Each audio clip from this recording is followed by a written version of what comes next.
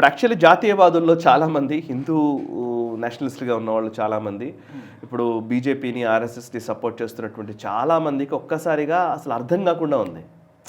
గత నెల రోజుల నుంచి పరిణామాలు చూస్తూ ఉంటే అర్నబ్ గోస్వామి మాట్లాడుతున్న విధానము, ఆయన తీసుకుంటున్నటువంటి నేరేటివ్, ఇవన్నీ చూస్తూ ఉంటే ఒక రకంగా చెప్పాలంటే అందరికీ క్వశ్చన్ మార్క్గానే ఉంది. ఏంటి అర్నబ్ గోస్వామి ఇలా మాట్లాడుతున్నాడని. స్ట్రైట్ ఫార్వర్డ్గా మోదీ ప్రభుత్వాన్ని విమర్శిస్తూ ఉన్నాడు. స్ట్రైట్గా భూపేంద్ర యాదవ్, మంత్రి భూపేంద్ర యాదవ్ అంటే మనకు తెలుసు బీజేపీకి సంబంధించి అనేక విజయాలు అందించడంలో కీలకమైనటువంటి వ్యక్తి. భూపేంద్ర యాదవ్ అంత సింపుల్ మినిస్టర్ ఏం కాదు.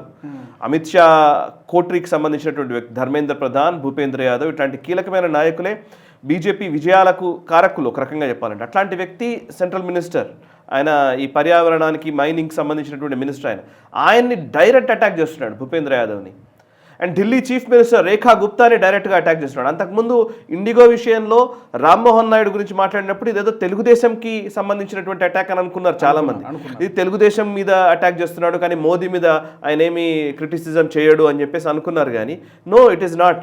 ఇప్పుడు ఈవెన్ బీజేపీకి అగేన్స్ట్ కూడా మాట్లాడుతున్నాడు. ఇంకొన్ని రోజులు డైరెక్ట్ మోదీని నిలదీసే విధంగా కూడా పోతాడేమో అన్నట్టుగానే కనబడుతోంది. దగ్గరగా ఉన్నట్టు దీనికి కారణాలు ఏంటి అసలు? 2-3 అంశాలు సోషల్ మీడియాలోనే చర్చలోకి వచ్చినటువంటి కొంతమంది తెలిసిన వాళ్ళు మాట్లాడేవి ఏంటంటే, ఇవన్నీ గాసిప్స్ కావచ్చు, నిజమో కాదో మనకు కూడా తెలియదు. బట్ చర్చ నడుస్తున్నవి ఏంటి అని అంటే కనుక, అర్నబ్ గోస్వామి నాకు తెలిసి ఈ పుతిన్ పర్యటన వచ్చినప్పుడు, భారతదేశానికి రష్యా అధినేత పుతిన్ పర్యటన జరిగినప్పుడు పుతిన్ ఇంటర్వ్యూ అర్నబ్ గోస్వామికి ఇవ్వలేదు అనేది ఒక చర్చ నడుస్తోంది. నిజమో కాదో తెలియదు. వేరే ఛానళ్ళకి ఇచ్చారు, అంజనా ఓం కశ్యప్ ఇట్లాంటి వాళ్ళకి ఇంటర్వ్యూలు ఇచ్చారు.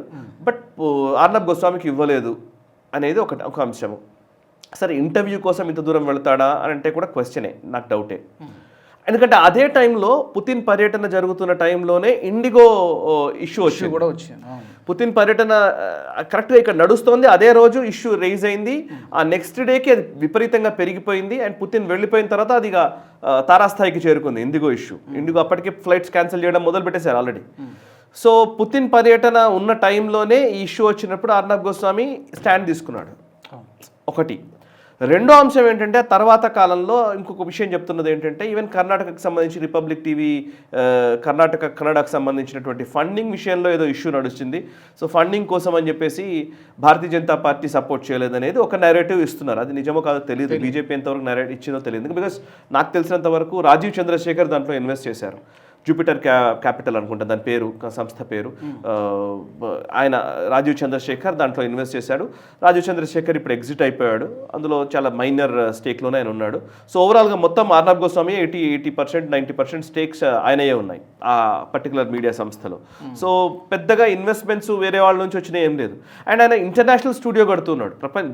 ప్రపంచంలోనే అంటే ఆల్మోస్ట్ ఏషియాలోనే పెద్ద స్టూడియోగా రిపబ్లిక్ టీవీ పేరెన్నికగనింది, ముఖ్యంగా ఢిల్లీలో కట్టిన స్టూడియో. సో ఆయనకు ఫండ్స్ విషయంలో బీజేపీ తోటి ఇబ్బంది అవుతుందని నేనైతే అనుకోవట్లేదు. ఇంకేదో సమ్ అదర్ రీజన్స్ ఉన్నాయి. అండ్ ఇంకొకటి ఇంట్రెస్టింగ్ విషయం ఏంటంటే, ఇప్పుడు ఈ మధ్య ఆయన రేస్ చేస్తున్నటువంటి మాటల్లో సుధీర్ చౌదరిని టార్గెట్ చేస్తున్నారు. సుధీర్ చౌదరి ఎవరు అంటే, ఇప్పుడు డీడీలో ఉన్నాడు, దూరదర్శన్లో ఉన్నటువంటి యాంకర్, కీలకమైనటువంటి prime time editorial head or something, ఆయన డిసిగ్నేషన్ అంటే తెలియదు, బట్ హీఈస్ అ ప్రెజెంటర్. ఆయన జీ న్యూస్లో ఉన్నప్పుడు డిఎన్ఏ అని ఒక షో చేసేది, డీటెయిల్డ్ న్యూస్ అనాలిసిస్ అని. దానికి ఆయన పాపులర్ యాక్చువల్లీ. సుధీర్ చౌదరి తర్వాత ఆజ్ తక్లోకి వచ్చారు, తర్వాత ఇప్పుడు డీడీలోకి జాయిన్ అయ్యారు. ఆయన ప్యాకేజ్ ఇప్పుడు వివాదంగా ఉంది. యాక్చువల్లీ ఆయన ప్యాకేజ్ని కాంగ్రెస్ పార్టీ విమర్శిస్తూ వస్తుంది చాలా రోజుల నుంచి. సుధీర్ చౌదరి కూడా ఒక జాతీయవాద పాత్రికేయుడే నిజానికి. ఆయన మీద కూడా చాలా అలిగేషన్స్ కాంగ్రెస్ పార్టీ చేస్తోంది. ముఖ్యంగా కేరళకు సంబంధించిన ప్రభుత్వం ఆయనకు నోటీసులు కూడా ఇచ్చింది గతంలో. సో ఓవరాల్గా ఆయన మీద ఏంటంటే, ఆయన దూరదర్శన్లో ఆయన ప్యాకేజ్ 15 కోట్ల ప్యాకేజ్ ఆయనకి సంవత్సరానికి.